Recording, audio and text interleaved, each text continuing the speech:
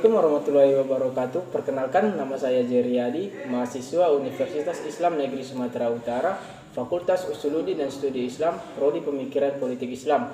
Video ini adalah sebagai tugas individu saya dari kelompok KKN DR 124. Di sini saya akan membahas globalisasi, politik, dan dampak perubahannya terhadap politik. Globalisasi adalah sebuah integrasi internasional yang terjadi akibat pertukaran pandangan dunia, produk, pemikiran, dan aspek-aspek kebudayaan. Globalisasi adalah proses perubahan sosial yang berskala besar.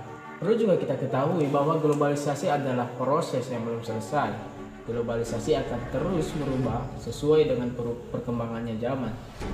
Globalisasi bersifat meluas antar negara tanpa ada batasan. Contohnya adalah seseorang bisa berkomunikasi dengan seseorang di negara lain dengan kemajuan teknologi, dan seseorang juga bisa berpergian dengan mudah ke belahan negara lain dengan transportasi modern.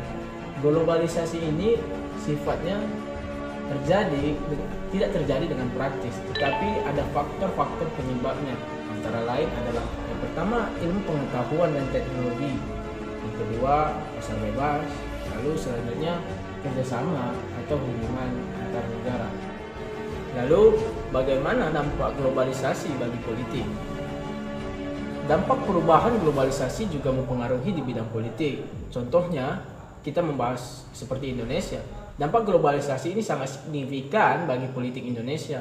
Contohnya adalah di mana ketika masa Orde Baru, sistem negara Indonesia bersifat otoriter di bawah kepemimpinan Presiden Soeharto, dan sampai ketika tahun 98 terjadi revolusi besar-besaran di Indonesia. Hal ini membuat perubahan sosial yang sangat cepat bagi Indonesia.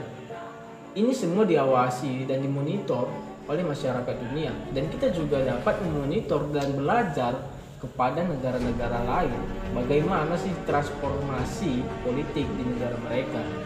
Satu hal yang perlu kita ketahui adalah bahwa globalisasi membuat pemerintah lebih transparansi kepada masyarakat. Dengan kemajuan teknologi, masyarakat dapat memantau perkembangan di dalam pemerintahan. Contoh lainnya adalah dalam pemilihan kampanye legislatif, tidak mesti mengumpulkan masyarakat di lapangan besar, apalagi ketika pemilihan kepala daerah di tengah pandemi seperti sekarang ini. Tidak mungkin mengumpulkan orang banyak di dalam satu lapangan besar.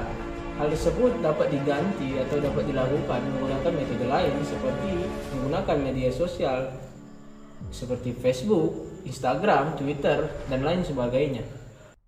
Dampak positif dan negatif globalisasi di bidang politik ada berbagai macam.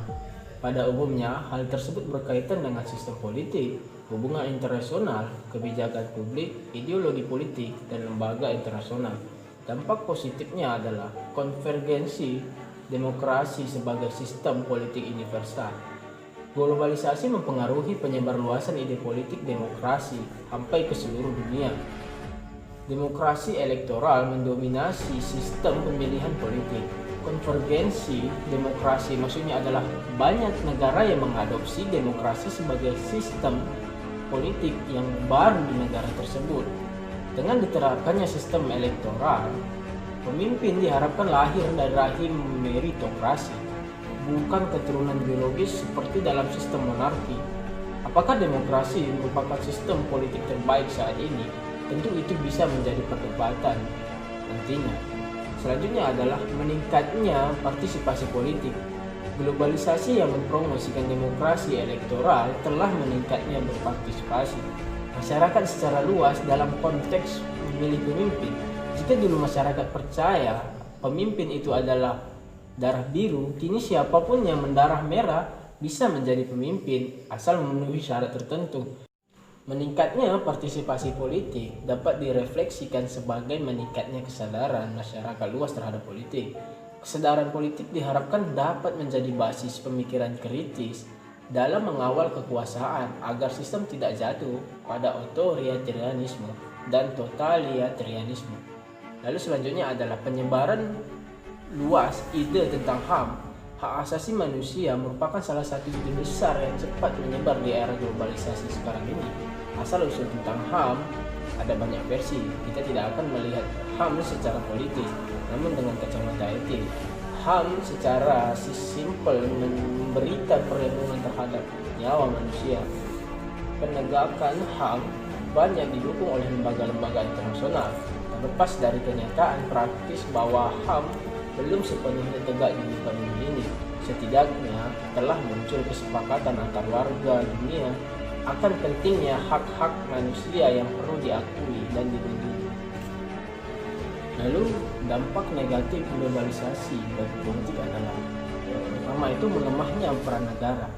Kekuasaan negara melemah seiring datangnya agen-agen baru yang ditopang oleh spirit globalisasi. Agen-agen baru tersebut adalah korporasi multinasional dan lembaga-lembaga internasional lainnya. Dalam merumuskan kebijakan publik, korporasi mampu mempengaruhi pemerintah. Lembaga internasional juga punya kepentingan yang sifatnya transnasional.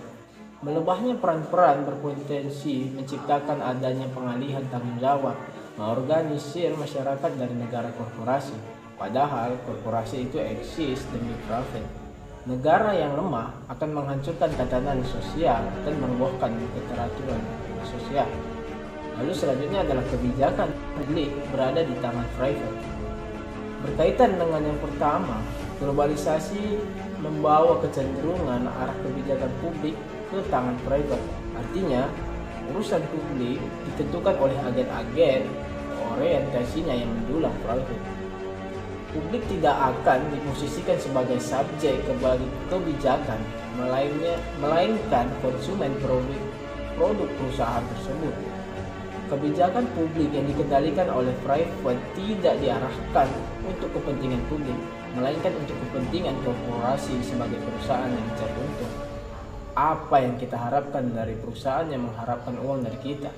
Salah satu dampaknya adalah biaya layanan publik tentu akan semakin mahal. Lalu selanjutnya adalah meningkatnya ketergantungan negara terhadap lembaga internasional. Melemahnya peran-peran negara tidak hanya menguntungkan korporasi, namun juga lembaga-lembaga internasional. Beberapa contohnya lembaga internasional yang sering kita sebut antara lain WTO, World Bank, atau IMF. Lembaga-lembaga tersebut memiliki kekuatan transnasional yang besar. Banyak negara di dunia yang menyandarkan harapan hidupnya pada lembaga-lembaga internasional tersebut. Hubungan antar negara dan lembaga-lembaga bukannya saling menguntungkan, namun malah merugikan negara. Negara mengalami ketergantungan sehingga kebijakan politik mudah diarahkan oleh lembaga internasional. Terima kasih sudah menonton video ini, semoga bermanfaat.